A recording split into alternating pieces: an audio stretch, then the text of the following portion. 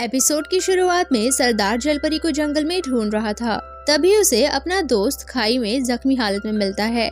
वहीं दूसरी तरफ मुखिया के लोग भी जलपरी तक पहुंच चुके थे। सरदार अपने दोस्त को डॉक्टर के पास ले आता है और यहाँ उसे पता चलता है कि खाई में गिरकर बेहोश होने के बाद भी उन लोगों ने उसे बहुत मारा होगा, इसीलिए उसकी हालत इतनी खराब है और अगर वो कुछ दिन में होश में नहीं आया तो उसकी मौत भी हो सकती है। इस पर सरदार कहता है कि मेरे दोस्त ने मेरे प्यार को बचाने के चक्कर में अपनी जान की परवाह भी नहीं की। अब अगली सुबह सरदार मुखिया से मिलने उसके घर आता है। तभी मुखिया बातों बातों में अपनी बीवी के बर्ताव के लिए माफी मांगता है और कहता है उसने आपके महल में हंगामा इसीलिए किया क्योंकि उसे लगा था कि वो जलपरी आपके महल में छुपी हुई है, प्लीज आप उसे माफ कर दीजिए। सरदार उसकी उस बात पे ध्यान नहीं देता और उसे बताता है जिस आदमी की लाश हमें समुद्र के किनारे पर मिली थी उसकी मौत का कारण पता लग गया है। उस आदमी को जहरीली मछली के अंडों से जहर बनाकर खिलाया गया था और हमें पता है कि ये सब तुमने ही किया है।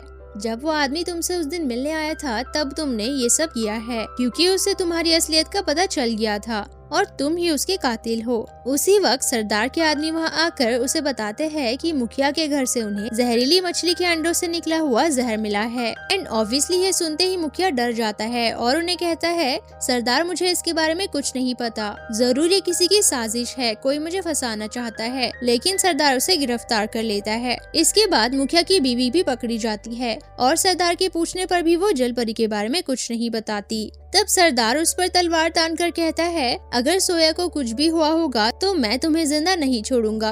अब फाइनली सरदार को जलपरी मिल जाती है जो कि एक कमरे में बंद बेहोश पड़ी थी और उसे रुला रुला कर बहुत सारे मोती जमा किए गए थे। सरदार को ये देखकर बहुत दुख होता है। मीनवाइल बाहर मुखिया की बीवी वहाँ मौजूद सभी लोगों से कहती है तुम सबने देखा हमारे सरदार उस चुड़ैल जादूगरनी के असर में है और वो दोनों गांव को तबाह करना चाहते हैं और उस जलपरी को बचाना चाहते हैं जिसकी वजह से हमारे गांव में तूफान आया और लोगों की जान भी गई। तभी सरदार मोतियों की टोकरी उन सभी पर फेंक देता है और सभी लोग मोतियों को उठाने लगते हैं। फिर वो जलपरी को उठाकर वहाँ से ले जाने लगता है और उसे कहता है कि मैंने एक ख्वाब देखा जिसमें हम दोनों का दोबारा जन्म हुआ, दोबारा एक दूसरे से मिले और हम दोनों एक दूसरे के साथ थे। तुम मुझसे मिलने बहुत दूर समंदर से आती हो, मैं तुम्हें याद नहीं कर पाता लेकिन मेरे दिल में हमेशा तुम ही होती हो। लेकिन जलपरी होश में नहीं आती। यहाँ से सीन कट होकर वहीं पर आ जाता है जब जूंजे और जलपरी स्केटिंग करते हुए गिर गए थे।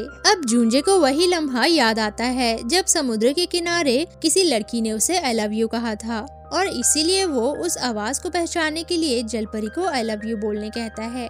ये सुनकर जलपरी खुश हो जाती है और कहती है अच्छा तो जूंजे तुमने हार मान ली, तुम आज से मेरे हो गए। जिस पर जूंजे उसे कहता है क्या तुम पागल हो गई हो, ये कैसी बातें कर रही हो। जवाब में जलपरी कहती है मुझे तो किसी ने यही बताया था कि यही प्यार है और वो उसी की बात कर रही थी जब जूंजे ने उसे स्पेन में प्यार का मतलब बताया था। जूंजे उसे पूछता है कि ये तुमसे किसने कहा। तब जलपरी जूंजे के बारे में ही सोचकर उसे बताती है एक लड़का है जिसने मेरा बहुत ख्याल रखा था, वो बहुत ही अच्छा इंसान है। ये सुनकर वो कहता है अच्छा तो वो लड़का पागल ही होगा जो ऐसी बातें करता है, पक्का कोई दिल फेक होगा जो तुम्हें फंसाना चाहता है, इसीलिए तुमसे वो ऐसी बातें कर रहा था। तुम्हें ऐसे लड़कों से दूर रहना चाहिए। लेकिन जलपरी कहती है वो बहुत ही अच्छा इंसान है, तुम उसके बारे में ऐसी बातें मत बोलो। तब जूंजे को जलन होने लगती है और वो उसे कहता है अगर वो इतना ही अच्छा है तो जाओ तुम उसी के पास, मेरे साथ क्या कर रही हो। और हाँ, मैंने तुम्हें आई लव यू इसीलिए कहा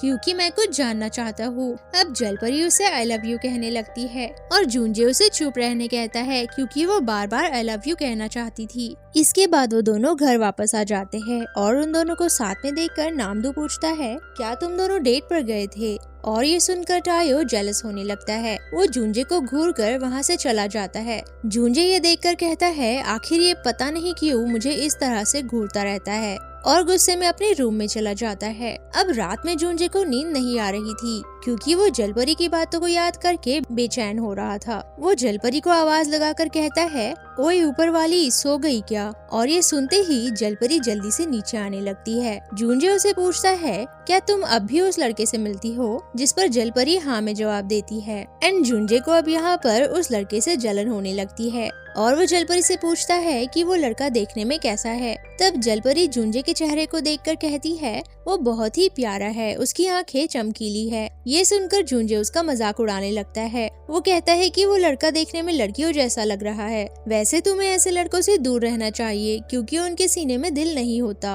अच्छा ये बताओ, क्या तुमने उस लड़के से भी आई लव यू कहा था? जिस पर वो कहती है, हाँ मैंने उससे भी आई लव यू कहा था। ये सुनकर जूंजे को गुस्सा आने लगता है और वो उसे डांट कर पूछता है, क्या तुम हर किसी को आई लव यू कहती रहती हो? और अब जाओ यहाँ से, अपने रूम में जाओ, यहाँ आकर क्यों बैठ गई हो? जलपरी को भी उसका बर्ताव अजीब लगता है और वो गुस्से में ऊपर जाने लगती है। तब वो उसे कहता है, अच्छा ही हुआ वो लड़का तुम्हारी लाइफ में है, अब तुम दोनों खुश रहना एक दूसरे के साथ। और इसी वजह से उन दोनों में बहस हो जाती है। दूसरी तरफ ड्राइवर अंकल की कार क्रैश हो जाती है और उसी दौरान जूंजे एक सपना देखता है जो कि उसके पिछले जन्म का था। उसमें वो वही सब देखता है जो भी उसके दोस्त के साथ पिछले जन्म में हुआ था। तभी उसकी आंखें खुल जाती है। फिर वो अपने ड्राइवर अंकल के बारे में सोचने लगता है और उसे चिंता होने लगती है। वो उन्हें कॉल करता है और हम देखते हैं कि वो फोन माडे यंग के पास है और वो अंकल का एक्सीडेंट करके वहाँ से चला जाता है। ये सब उसने इसीलिए किया ताकि सबको लगे कि उनकी मौत कार एक्सीडेंट से हुई है।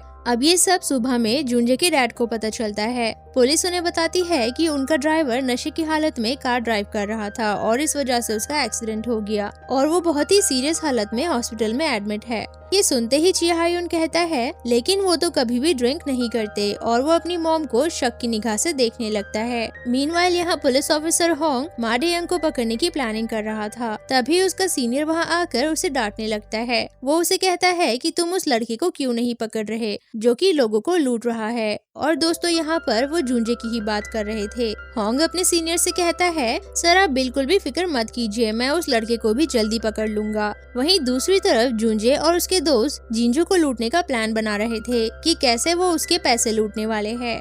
वो प्लान कर रहे थे कि कैसे तीनों मिलकर उसे अपने जाल में फंसाएंगे, लेकिन उन्हें बिल्कुल भी नहीं पता था कि वो चाशिहा की भाभी है। तभी जलपरी अचानक वहाँ आ जाती है और उनसे पूछती है, क्या तुम सब कहीं जा रहे हो? जिस पर वो कहते हैं कि हाँ, हम तीनों को अपने काम पर जाना है। तब जलपरी उसे पूछती है कि तुम सब क्या काम करते हो? अभी सुनकर तीनों का मुंह बंद हो जाता है। जूंजे उसे कहता है कि हम देश के लिए काम करते हैं, हम इंसानों को अपनी गलती पहचानने का एक मौका देते हैं। जब उनकी दौलत जमा करने में कोई प्रॉब्लम आ जाती है और बात कानून के दायरे से बाहर हो जाती है, तब हम उनकी दौलत को सही ठिकाने लगाते हैं और उनकी मदद करते हैं।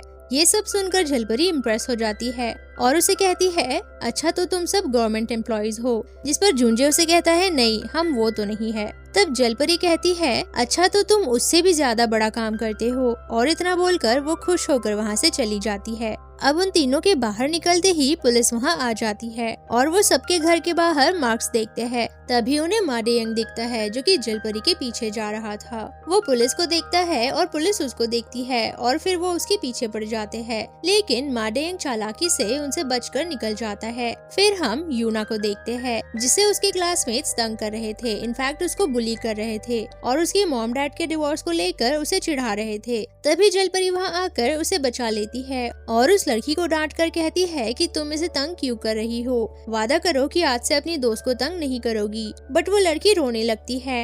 एंड गाइज यहाँ हम देखते हैं कि वो लड़की और कोई नहीं बल्कि जिंजू की बेटी रहती है। वो रोते हुए अपनी मॉम को सब कुछ बताती है, जिसके बाद वो गुस्से में उसे वहीं ले जाने लगती है। यहाँ ये दोनों एक शॉप में बैठकर जूस पी रहे थे। तब यूना उसे बताती है कि मेरे मॉम डैड का डिवोर्स हो गया है। तभी वहाँ जिंजू आकर उसे बाहर आने कहती है।